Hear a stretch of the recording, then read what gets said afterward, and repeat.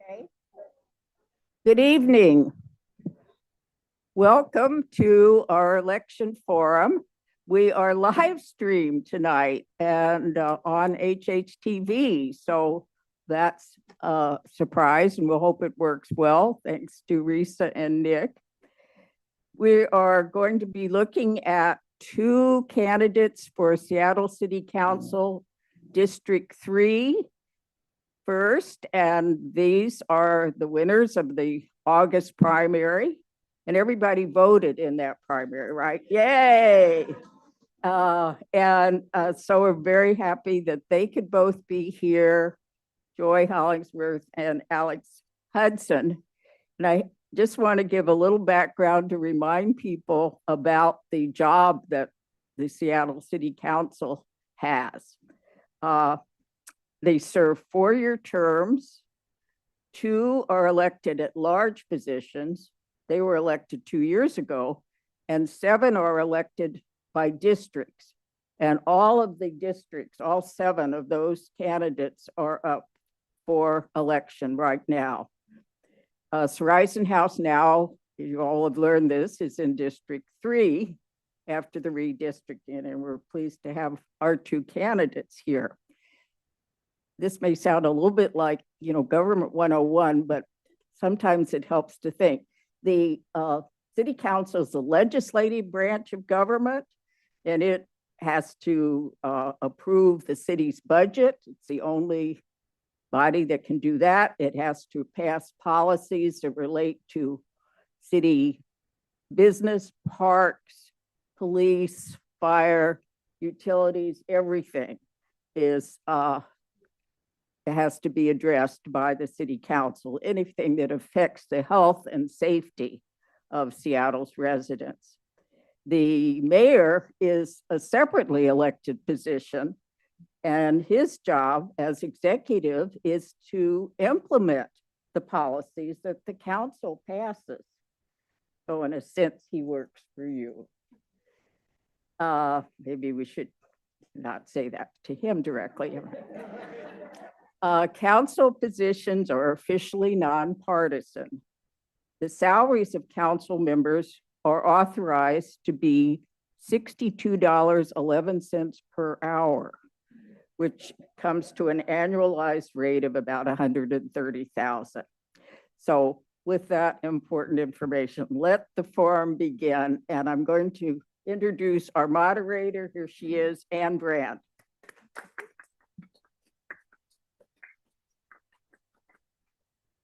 Good evening, everybody. I add my welcome to everybody who's here in person, and also the inauguration of our live stream today on HHTV, which is something we hope is going to work well. I'm sorry, Lynn, what? I'm not talking into the mic. Okay. Thank you, Laura. It's helpful to remember what they're here to do. So I thank you for that. The format and ground rules for this forum are the same, and as the ones that these candidates experienced the last time they were here. But in the event that there are some in the audience who have not seen them or don't know quite how this is going to go, I will just let you know briefly how it works. To begin, each candidate will have 2 minutes for an opening statement. This will be followed by the question and answer period, when candidates will have, get this, 90 seconds, not just 1 minute like this, 90 seconds, to respond to each question. At the end of the question and answer period, each candidate will have 2 minutes for a closing statement. Since this is a forum and not a debate, there will not be a rebuttal opportunity. However, candidates may include such remarks in their closing statement should they wish. And candidates, once again, please note, you did very well last time. We will appreciate your honoring the signals of our timers.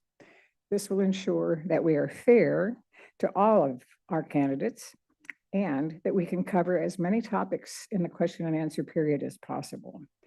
Our timers, Adele Reynolds and Doris Ray, are right here in the front row, and we'll give you an on-screen warning sign that will alert you when you have 15 seconds remaining and a red finish now. And I have a cane that I can use if needed.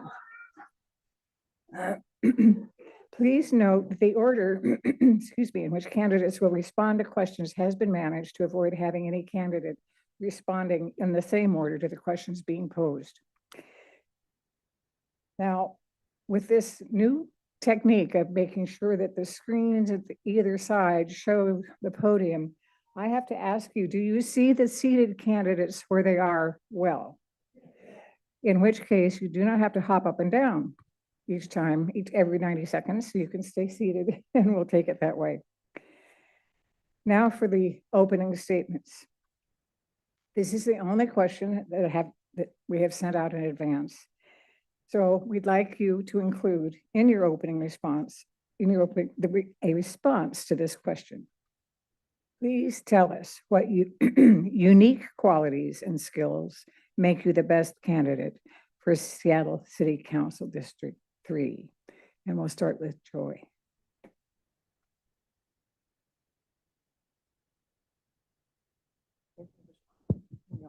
That's simple, push on. My apologies. Good evening. Thank you all, Horizon House, for having us, and hello to everyone online on live streaming as well. My name is Joy Hollingsworth. I am running to represent you for Seattle City Council District 3. I am a third-generation Seattleite. I was born in the historic Central District neighborhood. I'm the daughter of a proud working-class family who literally dedicated their every life to public service. I am a small business owner. I'm a nonprofit leader, and I work at one of the largest hunger response networks in our entire state, where we partner with over 400 different food banks all across the state of Washington. I'm also a community connector, and I'm a problem solver. And I've lived in the district for 39 years, and I've literally seen how public policy from all different types of level, from our state, from our county, especially our city, has impacted in a lot of those communities that have fallen through those gaps. I got into this race because a couple of reasons. Number one, our public safety literally has to work better for people. The second piece is our infrastructure, our libraries, our parks, our roads, ensuring that our kids have a future. The third piece is I work every day with working class families, and I understand what they're going through and how they're literally getting priced out of our city. Our housing is key to our city's success as well, and ensuring that we have to get that right to make sure that it's our future of our city. And last but not least, ensuring that we have a sustainability in our future as well. And so all those different things and understanding how they intersect, and that was a light bulb moment for me, is how all of those pieces intersect for our city. We have been hyper-focused on literally building a city, but our challenge today is building a home in the city of Seattle. And we have the unique opportunity of being in Seattle, of where culture, community, and commerce all intersect. Looking forward to answering your questions tonight, and thank you all for having us.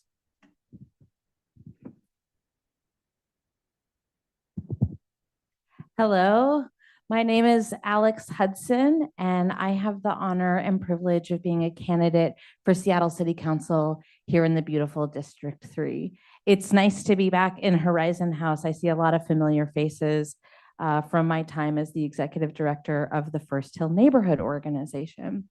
I was born on the other side of the lake. My dad was a Teamster, and because of that, I got to be the first person in my family to graduate from college. And the year I graduated from college, I was diagnosed with Hodgkin's lymphoma, which is a form of blood cancer. And because I didn't have health insurance at the time, I got the life-saving medicine that I needed through Medicaid. And so what that means is good government policies and the people who fought to make them real are literally the reason that I'm alive today. And even though I grew up with a lot of kitchen table politics, being in a union family, that's when I decided to dedicate my life to public service, which is what I've done. First, of course, for 5 years here in this neighborhood, working on behalf of the people in this room to build affordable housing, working together to site homeless shelters in our neighborhood, to make First Hill Park and other parks better, to make our streets safer.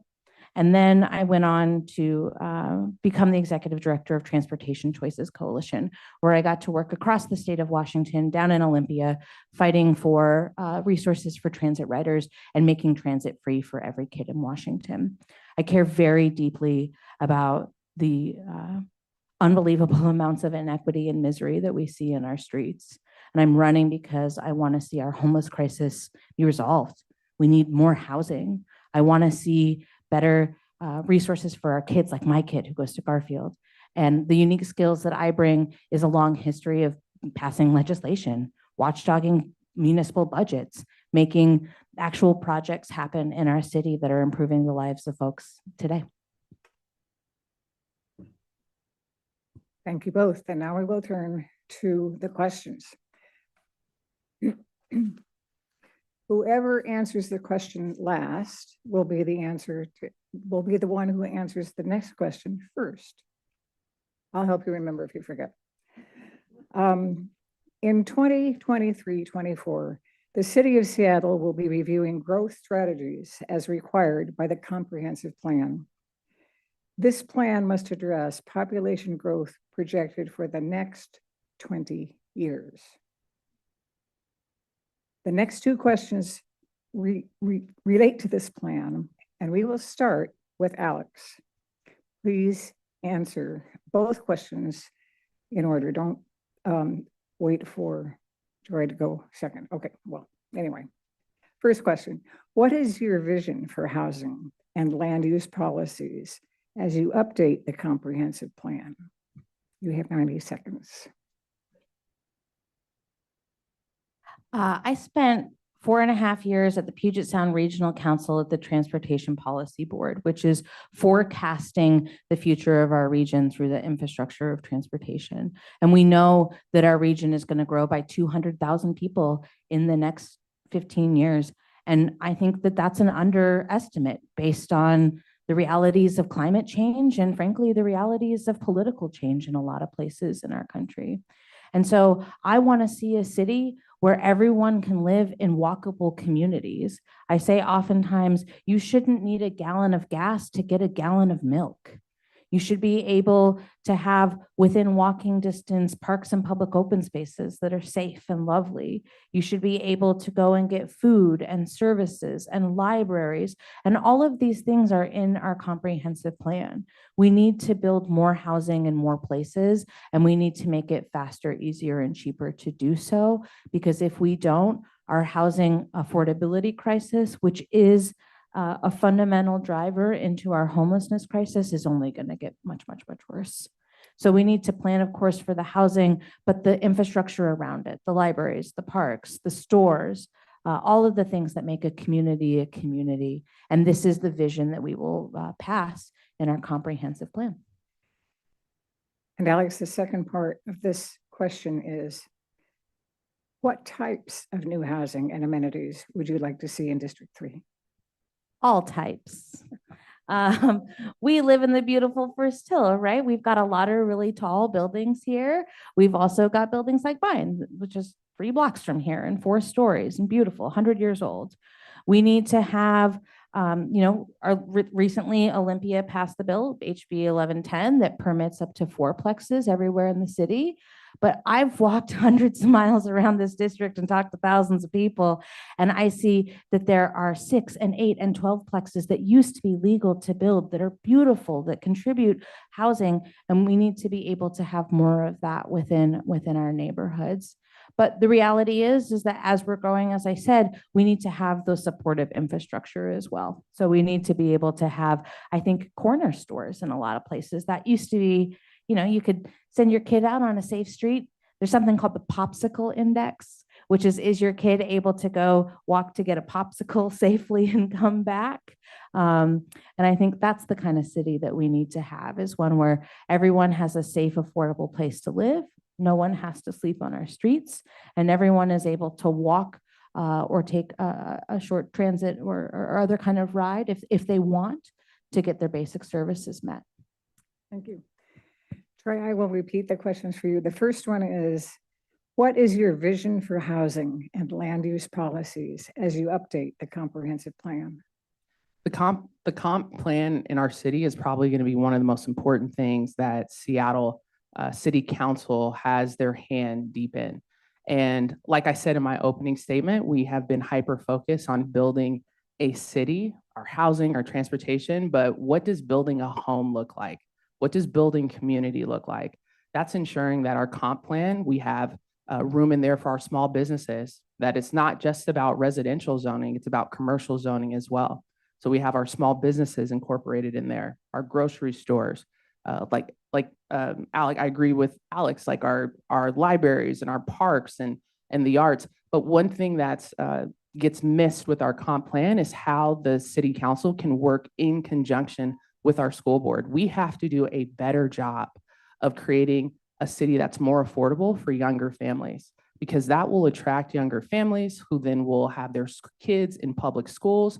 We have to think more about family housing for folks. We have to think more about not just apartment buildings, but also condos, flats, 3-4 bedroom units. Thinking about the family housing piece and affordability is going to be huge for our city when we're talking about our comp plan. Thank you. And second, what types of new housing and amenities would you like to see in this district? Yeah, so back in 2001, my grandmother purchased her home in 1947, and it was a 4-bedroom house. We converted it into a triplex back in 2001. It took us 3 months to get the permits, 15 months to get her back into her house after she lived with my aunt. There's a ton of people who would like to age in place in our city, and we can be able to do that if they contribute to the middle housing piece, that missing middle where it's converting your house into a triplex, a duplex, a sixplex, a fourplex, any different types. The other piece of housing we'd love to see is our affordable housing piece.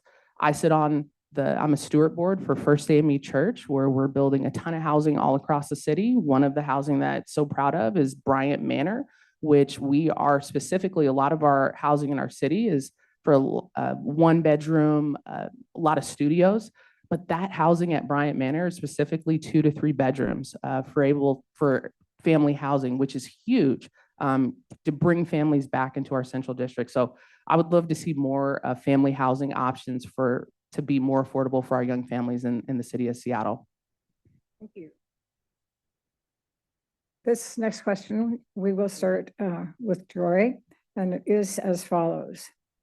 Do you endorse the City Council's recent action to add to the city code the state legislation making public use or possession of hard drugs a gross misdemeanor and authorizing the city attorney to prosecute violators? And if so, why? Yeah, this was a pretty complex issue, but I said yes. I would have voted yes on this bill, and I will tell you why. I'll tell you a quick story. I only have 90 seconds. I've been very open about this. I actually lost my brother-in-law to fentanyl. He was right there on 3rd and Pike, and unfortunately, he was murdered on our streets. And you have to have compassion, looks like a lot of different ways. And I think what happened with our drug bills, all these studies and surveys, fentanyl was not on people's bingo cards. That was a drug that is poison, and it really moves fast in people, and it's cheaper to buy. It's more harmful. It's very unfortunately addictive. And so compassion is soft and sweet sometimes, but it's also accountability in its action. And I believe that this bill gives people the option of treatment. It helps with diversion. We have to make sure that there's Suboxone and methadone, easily accessible as well. And so that's the first piece, but we also have to make sure that we're protecting our neighborhoods from, unfortunately, the ravaging of fentanyl that is affecting our communities, the public spaces that it's in. It is really hard to watch people suffer on our streets. And this is literally the first step for us to be able to start getting people the treatment and us not normalizing, watching people suffering on the street, unfortunately. Alex, want me to repeat the question? Okay. Yeah, I really worry that the legislation that was just passed is an empty promise. Because as much as it says nice things about diverting people into the things that we know work, which is drug addiction treatment, which is housing, which is case like therapy and casework, there is no money for any of that. They have not explained what they're going to divert anyone to. We don't have community court. We didn't reestablish a drug court through this legislation. We didn't create any additional new money for drug treatment. There is $27 million, but that's allocated over 18 years. It's nothing. not for something the size of the problem of the fentanyl crisis in our streets. And so I worry that what we've done here again is try to create a solution that's not going to work. And the people who are suffering tremendously on the streets, my office was at 3rd and Union for a very long time. And as I mentioned, I have a teenager in the public school system, and I know how scary it is to worry about the ravages that this is having on people and on our communities. But unless and until we put actual resources behind this, I worry that what we did was act like we solved a problem and have done actually nothing to address it. And the people are not going to get the help that they need. And our communities are going to be deeply frustrated by a continuation of a lack of real action from our city. Thank you. Now moving on to a different issue. And the question suggests that you alone might be able to work this all out, but we understand that you'll have to work with a lot of people to do it. But the question is, what do you propose to do about the city's looming sizable budget deficit? Do you want to start first, Alex? Yeah, absolutely. I was the executive director of nonprofit organizations for over a decade. So I've helped to, write and oversee 10 years worth of budgeting. When I was at TCC, we opted into an audit. We didn't have to based on our budget size, but I think it's incredibly important that when we're taking resources, that we're able to be very clear about what we're producing for them and that we're able to be really clear about what our priorities are. So I think we start by auditing the city budget. We need to make sure that your precious dollars, my precious dollars that we're giving to the city are effective. We need to make sure that the budgets that we write, the council approves the budget. The mayor creates the first draft and then we approve it. So we need to make sure that we're spending our money wisely, that it's going into things that actually produce results, that we know where every dollar is going. And then if at the end of that, we need more resources for huge problems like our homelessness and our fentanyl crisis, we're going to have to raise additional revenue.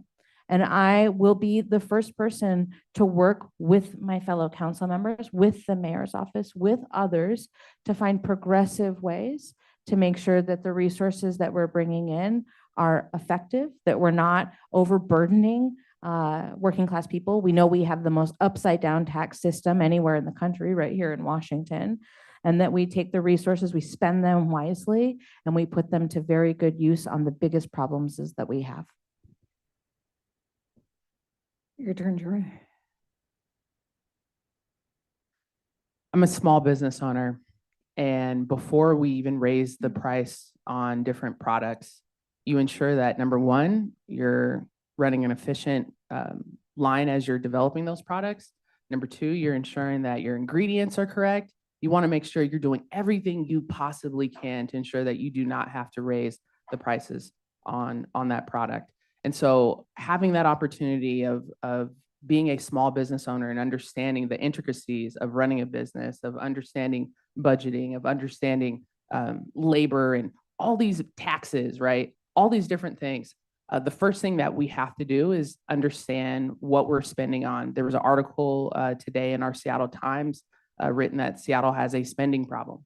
And we need to look deeper into that and understand like what we're spending, what are our outcomes, and ensure that we are meeting the needs of our Seattle. Right now, we have a $7.5 billion budget in our city of Seattle. And I think one of the biggest things that we have to look at significantly is understanding, which departments are in need, which departments are no budget cuts, but ensuring that we are having the proper programming and ensuring that that is having measurable impact within our city of Seattle, I think is extremely important. So besides the audit, understanding that we're spending that money, but I'm not comfortable saying that we're going to increase more taxes, especially for our working class families, ensuring that we do an audit first. Turning now to another issue, what policy options would you promote to help achieve carbon neutrality? Could you say that one more time? I'm sorry. What policy options would you promote to help achieve carbon neutrality? Yeah, that's huge. So look, in our city of Seattle, right now, I come from the food sector. So right now, food attributes 20% of our overall carbon emissions in the entire world. And we understand that 40% of the food that's within our trash is actually food compost, 40% of it. We have a real big problem of our food waste, especially in our city. And so that's one way in which we can figure out different policies in which our food banks can be able to have different cold storage options. We can work with a lot of the grocery stores that are in our city of Seattle. 70% of the food that is purchased by 70% of food that comes through a food bank is purchased. Only 30% is donated. In Spokane, it's the exact opposite. They've figured it out with centralizing a lot of their food distribution for their food banks, understanding their food access points. And so that would be a huge piece, especially in our city of Seattle, to cut down some of our carbon emissions. The second piece is also our green fleet. We have carbon neutral goals. We have climate goals that we want to be able to get to by certain dates. We have to start moving those up and ensuring that we have a green fleet, ensuring that we have different options for people to be able to ride transit, but also to the people that want to move for electric vehicles, that we start building that infrastructure now within our city as well, so we can be able to meet our climate goals throughout the city of Seattle. Would you like me to repeat it? I got Okay. this. I am very passionate about this issue. It's very clear from the evidence that we need to do two things. And I'm passionate about it because the city is the place where we can make a real difference on climate. I care very deeply about leaving a sustainable planet for my kid and her kids. And so we know there's two things have to happen. We have to reduce vehicle miles traveled by 50%, and we have to electrify the remaining 97% of trips. This is work that came directly from Climate Solutions, an organization that I partner very deeply with. So we need to make transit irresistibly good. It needs to be safe. It needs to be reliable. It needs to be fast, and it needs to be affordable and accessible. And we need to build communities where, as I said earlier, you don't need a gallon of gas to get a gallon of milk. You can walk to the things that you need. I'm happy to be endorsed by the Sierra Club because of my long history and passion in decarbonizing the transportation sector. And there was an article in the New York Times not too long ago that showed the carbon emissions per person by neighborhood. And we can all give ourselves a big pat on the back because this is one of the lowest carbon emission per capita places to be anywhere in the world. And so that's because of our walkability. That's because of our ability to get the things we need without needing to have a car. I am excited to work with the Office of Sustainability and the Environment on their updated climate action plan and be building a city that is accessible and sustainable. We need green, healthy, safe neighborhoods, and the city is the place where we can do that. Okay, you'll take this one first. This is a biggie too. What actions should the city council take to reduce gun violence? Yeah, this is extremely important. So right now, one of the things that we do around gun violence is we support some pretty amazing nonprofit organizations that do community violence intervention and violence prevention work. And these folks are meeting directly with young people where most of the gun violence is occurring in our cities and doing direct, sitting down in living rooms and having conversations with people, both to prevent violence from happening, but also to reconcile the aftermath of when it does. But the problem with that is that we've outsourced the solution to the nonprofit sector. Oakland was able to bring down gun violence by over 50% in a few short years by creating a regional body that takes the gun violence issue and treats it like the public health crisis that it is. And so the folks that I've talked to at the Alliance for Gun Responsibility and other organizations are saying that that's what they want. They want for the city of Seattle and our region here to create a regional body that is going to treat this issue like a public health crisis and that is going to work together to not just outsource the responsibility for this. We need to give kids a pathway to a healthy, wonderful future that they can believe in. And we need to do this at the scale of the region so that we can get a handle on this extraordinarily traumatic issue. Okay, Julie. I'm sorry, I keep turning it off because I don't want to get to hear noise. Okay, so look, the reality is a lot of the activity going on in our city is by youth. Unfortunately, I know a lot of people heard about the shooting that was at Rainier Beach. It was a Safeway. That was done by a middle school kid. Okay, that's the problem. So what we have to do on this piece, I worked at an after school program, being able to connect youth to resources. We use sports as a vehicle to get them to do their homework, after school programs, activities, all these great things. We have to invest heavily in our kids because right now they're getting left in the dust. And so when we're thinking about the gun violence prevention programs, it's the late night at our community centers, which we have a little bit now, but we have to ramp those up. Those should be available at every community center. Their in-school mentorship, not starting in high school, that has to start in middle school before the kids get to high school. So you got to get them at middle school. The other piece that we have to do is ensure that we have mentors for them, not just in school, but after school as well. And so that's where the city council can work with our school board to create those joint use partnership agreements, because not every community has a community center. So that's going to be huge for our community as well. And then also a lot of the groups that are working Safe Passage, Community Passageways, Choose 180, all these groups that create these safe spaces to ensure that if there is trouble going on in the community, they're able to neutralize it before it happens. Thank you. And the last question is also related in a sense.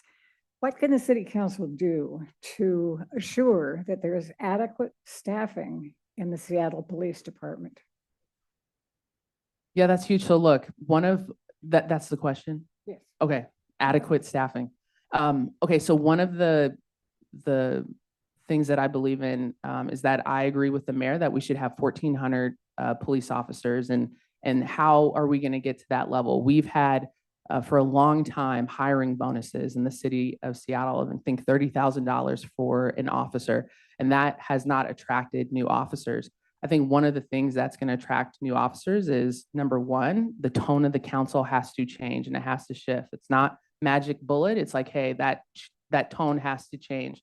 I think the second thing is for us to ensure that there's police accountability and transparency at every level. I know we've heard a bunch of things come out about our police department over the last couple of weeks that have been very challenging and hard to hear from those officers.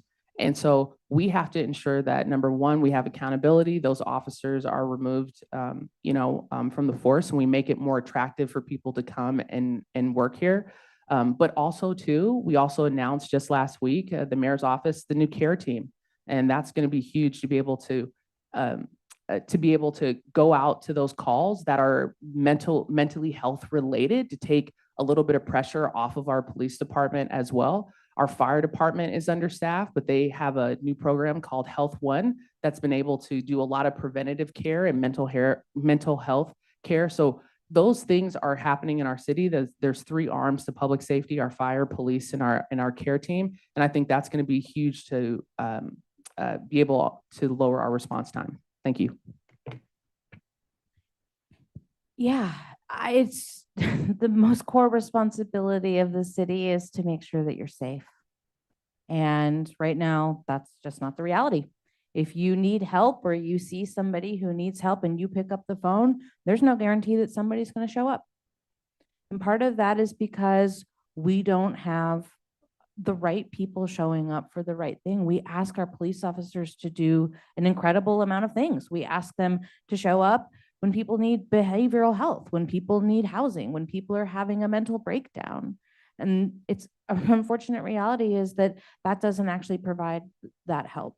So I deeply want to see alternative responses. We need to have social workers and housing connectors, and those people need to be able to be dispatched. I am very honored to have the endorsement of the 911 Dispatchers Guild, and I got to go do an observation with them. And one of the things that I learned there is some of the teams that we have, our crisis response, cannot be dispatched by 911, even if they know that that's what's needed. We have to send a police officer first. So if we can reform some of that and get enough of those teams, then and allow for 911 to dispatch them, then the police officers that we do have, who are incredibly dedicated public servants, can show up to the problems that are criminal, where they need to be, where a police officer is the right person for that job. And if we do that, then we'll be able to have the response time that everybody deserves and create the resources that people need to be connected to safety. Thank you for being so nimble and observing the time responses as well as you have, the limitations as well as you have. We're going to turn now to closing statements. Each candidate, again, will have 2 minutes for her closing statement. And we will start with Joy, with Alex, since Joy went first with the opening. Yeah. It really feels like things are really hard in the city of Seattle. We've all just answered questions about some really difficult and deeply entrenched issues. But there is a difference between hard and impossible. And we have taken responsibility for creating solutions in the past, and we will be able to do so again in the future if we work together. Because the city of Seattle is the most beautiful city in this country, and there is no reason why it can't also be the best. We have hardworking, dedicated, very smart and innovative people. We have been blessed with an economy that's prosperous. We have a beautiful and temperate climate, and we have a belief in innovation. But we need a city council that's willing to move beyond talking and start getting into action. I am deeply, deeply concerned about the future of our city for the people right now and for my kiddo and all of our children. And I want to bring us together so that we can get really serious about action, solution, and results. That's what I've done throughout my entire career. And that's what is motivating me to ask if you would consider having me as your representative in City Hall. I believe that Seattle's best days are still in front of us.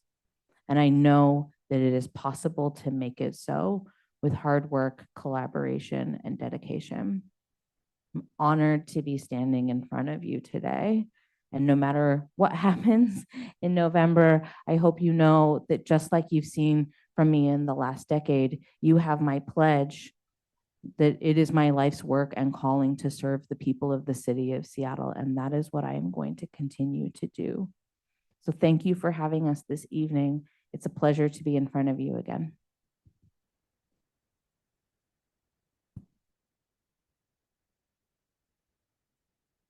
Testing 1, 2.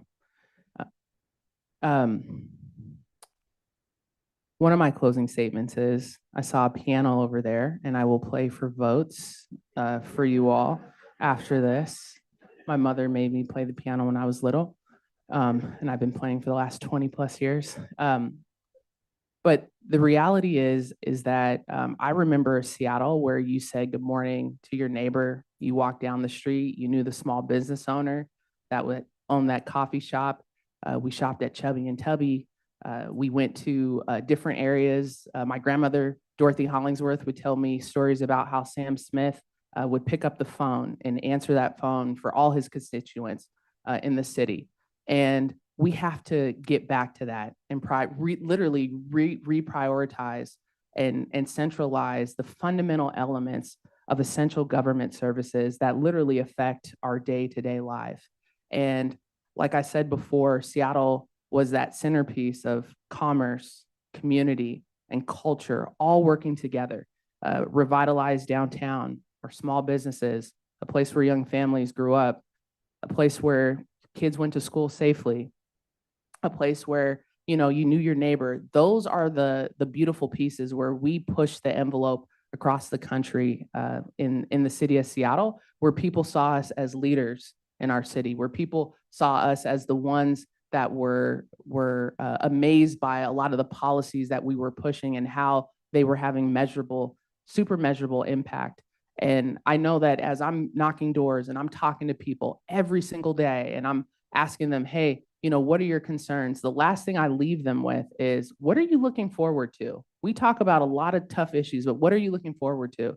And a lot of people talk about how they are looking for better days. They're looking for some hope. They're looking for some positivity, teamwork, optimism, and a person that's going to work with our mayor's office and be a part of a team. And Thank you so much for having us. How about a wonderful big hand for our candidates?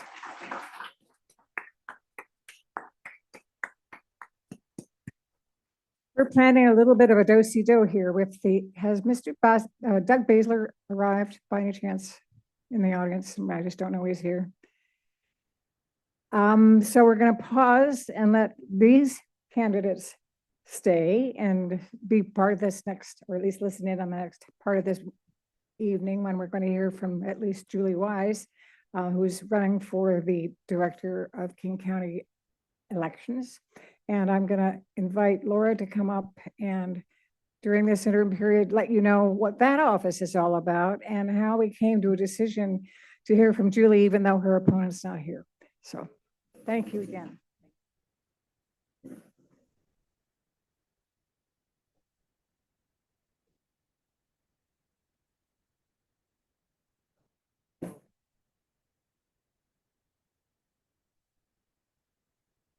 Put her here, all right. That's a clean water glass.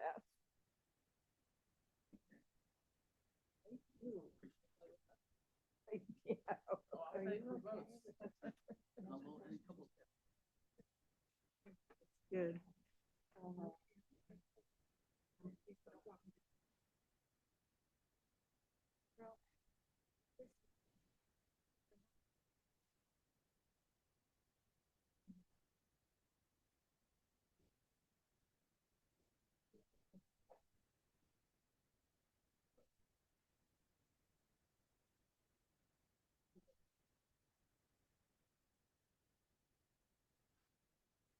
We ready to go? Well, since we're not league, What? I said, since we're not league, we can't have this one. He co-sponsored, Yeah, but we're not. I think we're right. It's an empty chair. Hi, we're back on with our candidate for King County Director of Election and the current incumbent, Julie Wise. Her opponent, Doug Basler, indicated he would be here, but he has not come. So we're going to ask the questions to Julie and get a chance to learn about her position. Okay, you have to hear a little bit about the office that she's running for. In the last couple of days, I've been doing research on that office, or well, looking online. It's an amazing job. So I'll tell you a little bit about it. The King County Director of Elections conducts elections for nearly 1.2 million voters. That's a third of Washington state voters here in King County. For a number of years, King County was the largest vote by mail jurisdiction in the country. And that has ended now because vote by mail is more widespread. The director is responsible for overall security, transparency of the process, of the election process. She serves on the King County Canvassing Board with other representatives who are appointed. This is a public entity which conducts a formal assessment or canvass of each election, determines the validity of challenge ballots, and certifies the vote. I learned that. So it's a tremendous responsibility, and this is only a part of what she has to do. The annual salary for the Director of Elections is $199,000 according to public records. And I'm going to ask Anne to come back and begin the questions. Thank you. Hello again. Welcome to part two. Because we have just one candidate here with us, it's going to go quite a bit faster. And I will just get right at it. Would you like me to reread the format and ground rules or just dig right in? I think I'm ready to go. I think you are too. Basically, the important people in the room are the timers. You saw how that works. So let's begin with an opening statement. Why do you want to continue in this job, Julie? And what are your goals and emphasis? You've been there for a while. So what goals and emphasis would you have for this position, and how do you plan to accomplish them? Thank you so much. Good evening, everyone. 2 minutes for my opening statement. Right. Great, thank you. It's an honor to be here with you this evening. Again, I'm Julie Wise. I'm your current elected Director of Elections. It's a lot of elections going on there, I know. It's been a privilege to serve you all in that role the last 8 years. But I have a total of 23 years of election administration experience. I started at King County Elections in 2000, answering the phones, helping voters find one of the 500 polling places in which they needed to go to during that time. And I was immediately hooked. I absolutely loved the ability to work with my community and to help people. Every single election since I was 18, I voted. And I wanted to make sure that people had their voices heard and that they voted. And so I fell deeply in love with election administration. I also saw how much we could do, how much more accessible we could make elections. So your confidence in elections is critical to me, to my team, and to our democracy. And I'm the only candidate in this race that has the experience and understands the complexities that it takes to run an election. So in the last 8 years, I have added 70 ballot drop box locations, provided prepaid postage, provided more materials in language for voters to be able to vote in their language. And in those 32 elections, we added in-person opportunities called vote centers, right? Big regional voting locations for folks. And so I've really been passionate about fostering an inclusive elections process. And I still feel passionate 23 years later. There's more work for us to do to secure our elections and to make them even more accessible. Thank you. But the first question coming your way is the following. Washington voters cast votes through a ballot mailing system. Do you support continuing this system, and why is it the best one if you do? I think vote by mail is the best system because it's the most secure system. We always have a paper trail to go back to and vote by mail. So if we want to recount it or we need to relook those votes, you've always got that paper record to go back to. Also, I'd argue it's the most accessible kind of elections. And why do I say that? Because the highest voter turnout is in vote by mail states. King County alone had an 87% turnout in our last presidential election.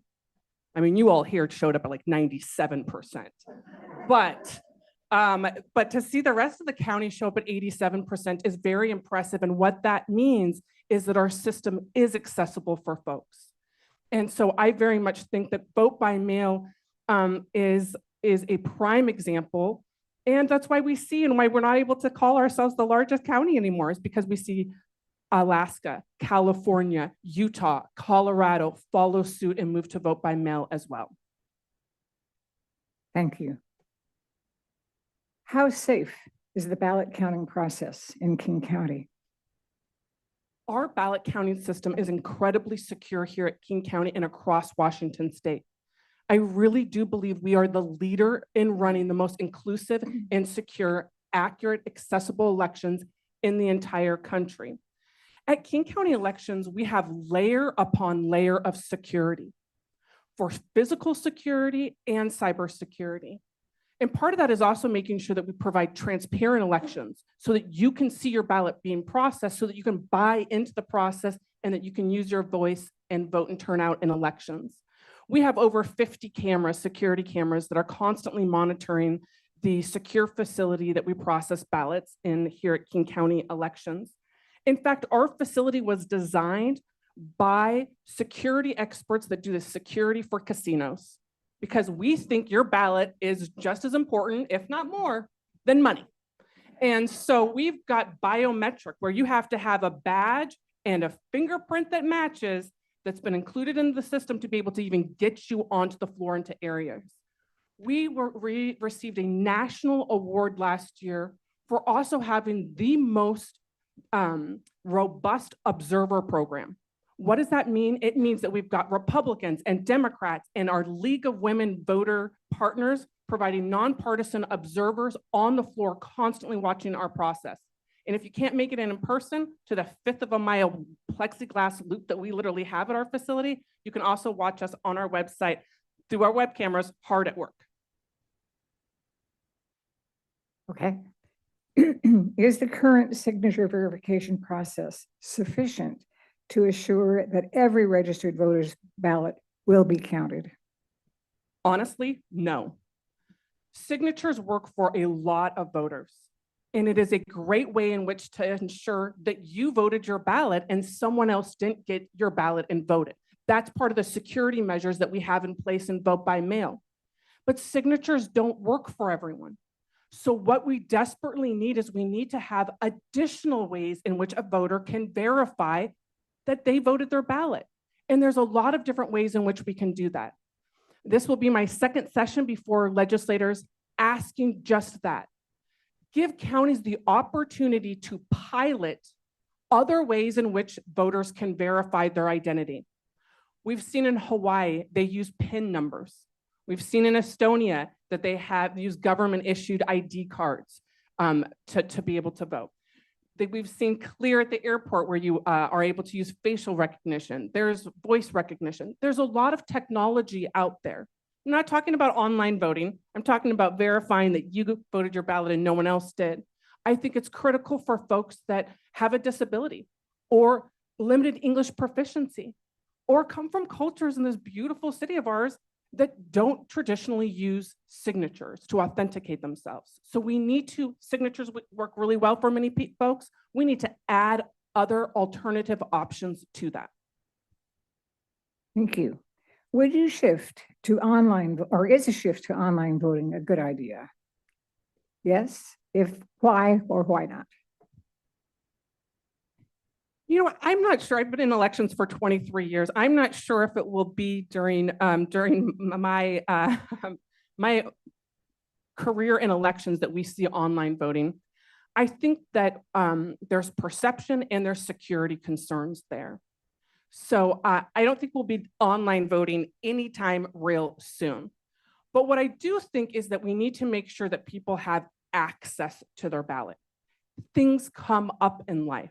What if you're in a hospital? What if you needed to travel and you weren't able to have your ballot in hand? We need to make sure that there's easy access for folks.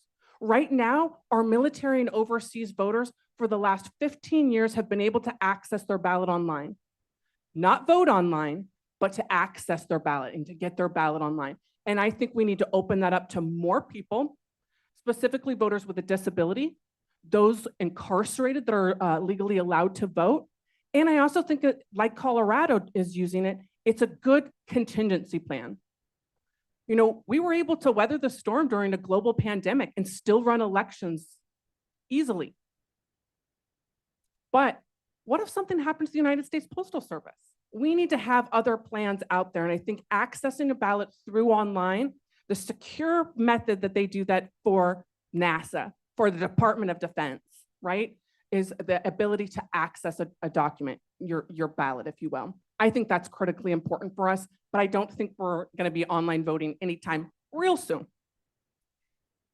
You mentioned the increase in ballot drop boxes and placement. And one question that has come up is, what factors should determine the placement of ballot drop boxes? Are they all protected by camera surveillance? How safe is it? Thank you. Our ballot drop boxes are safe and secure. They are designed by election administrators at King County Elections Office in partnership with a great company out in Puyallup. Get this name, Vote Armor. Wow, smart. These are 1,000-pound steel, quarter-inch steel tanks that have 8-inch bolts cemented into the ground. They are safe and secure. They have a 1/4 of an inch slot, so you can't get tricky and try to put other things in there. They have fire retardant inside of them in case someone was to light something and put them into the slot. They're designed to slope so the water doesn't stay on it. There's no nuts and bolts on the outside of it. I mean, to every single detail. I'll give you a quick story. The school bus came to deliver some students to my office so we could give them a tour of the elections facility. Bus driver accidentally ran into our ballot drop box in the parking lot. Drop box didn't move, couldn't even tell it had been hit by a bus. That bus was messed up, okay? So these are steel tanks, and so I think they're really incredibly important access points for voters, and they are safe and secure, and I already kind of forgot the rest of the question there. So this is a great debate by myself. Am I allowed to go over there and retry?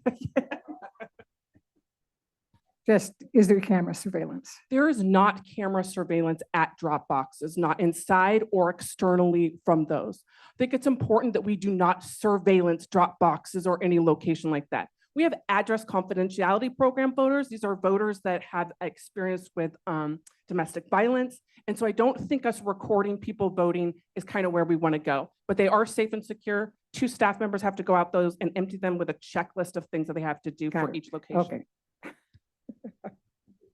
She's regretting giving me a second chance. there you go. And the last question is, does the county have enough trained staff to process the November election returns? We've been hearing so much about difficulties of recruiting people to work in the ballot counting function. How are we doing? Great question on staffing. We've got 70 full-time permanent employees at King County Elections that rock. They're there for the right reason. They're passionate about their community. And we hire up to 800 temporary paid union employees to help us in something a size of the presidential election. I will say we have so many people that do return. We've been okay with staffing thus far. We haven't seen issues. Sometimes we have to get creative where today you're going to be opening ballots and later this afternoon you are going to be doing signature verification, right? So we get a little creative or agile.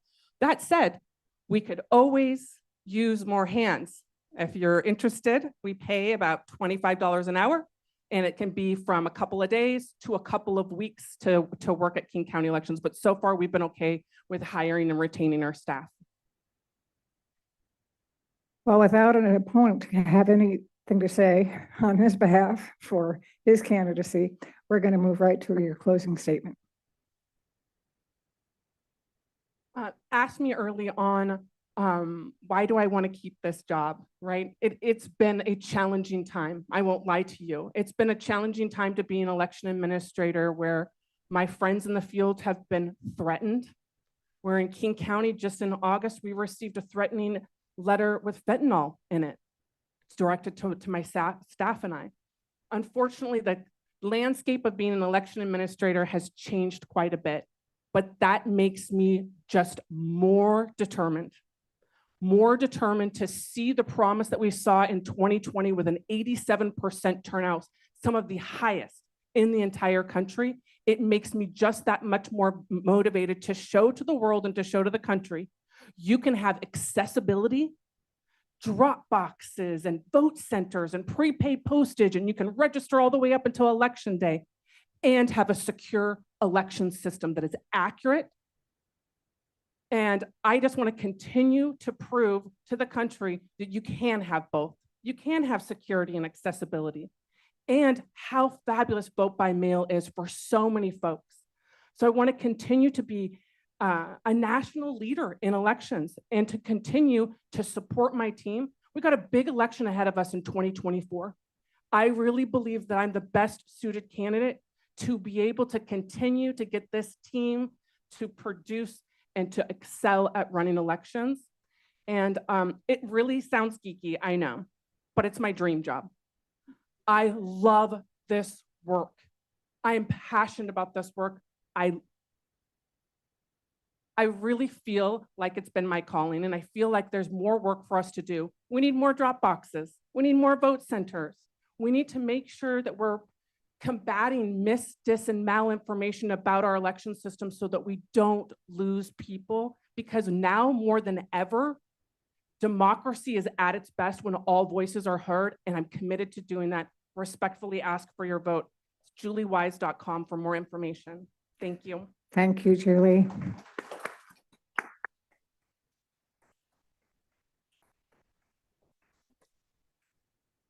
I think Laura has some closing words. Oh, well, I have to say, wow. That was really exciting. So I hope we're all that excited about voting. That's wonderful. Well, thank you, Anne, for being such a good moderator, and Julie for her participation and enthusiasm. I wanted to thank the people who are behind the scenes that made it possible for us to have the forum. Weese Ranson, our events and program manager, Nick, who is our new audiovisual guy and has evidently made this all possible that we can be on live stream tonight. And we have our two timers working timelessly here, and Adele Reynolds and Doris Ray, and thank you for that. Well, in the end, it's up to you. You're the ones with the votes, and you're going to get your ballots quite soon. By the middle of October, should be in your mailbox, and we do depend on the US mail. Yeah. So you're the one that'll decide who's the best qualified candidate for each race. So thank you. And I'm glad, I hope we can keep up our reputation of the 96% turnout. So go Horizon House. And thank you all very much for coming. Good night.